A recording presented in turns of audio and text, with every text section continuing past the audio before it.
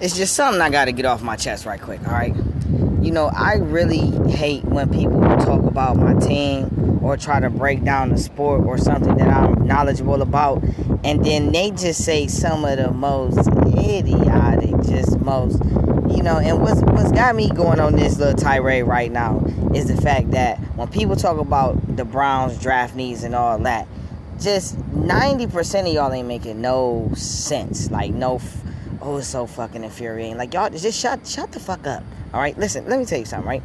The Browns don't need to be looking at wide receivers right now because the Browns have 6 receiving threats that they have to plan getting the ball for. All right, if they do go for receivers, they're getting complimentary receivers. They're not going to get something main guy. They might get a project guy that could turn into a main guy, but usually that's going to be like a heavily gifted athlete with a lot of raw talent and skills, but a raw talent and potential, but really no skill to it. You know what I mean? So if they do that, then okay. All right. I do agree with the sentiment that it's possible guys is going to get cut, but they're not just going to get cut. They're going to get beat out for their position. This regime has constantly said, hey, we're going to create competition. We want the best man for the job to fit the role that we're trying to do. We're going to constantly bring in good players that can compete for starting roles. So that means if you want to keep your starting role, then you have to play for it and earn it. In order to do that, you have to have competition. If you keep cutting the people that the guys you bringing in supposed to beat out, then where's the competition? This is why I say I don't understand why a lot of y'all be talking. I don't understand why do y'all say anything, or why do y'all speak on something that you really are not fully educated about. This is very, very, very, very, very frustrating, okay? What the Browns probably will do is get some young guys that'll go behind the veteran guys that they only got on 1-year deals. Then what they're most likely going to do after that is fill in depth in these where they need it. So they need depth on the offensive line. They need depth on special teams. They need depth at cornerback. You know, it's so many other areas that they have to game plan for and do things for. And y'all keep talking about what they trying to make priority.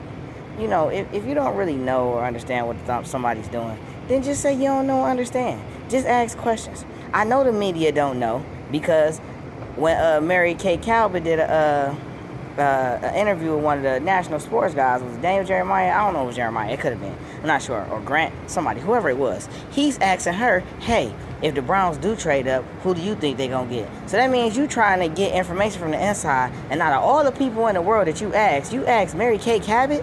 Why would you ask her? Most of her reporting has nothing to do with the game of football.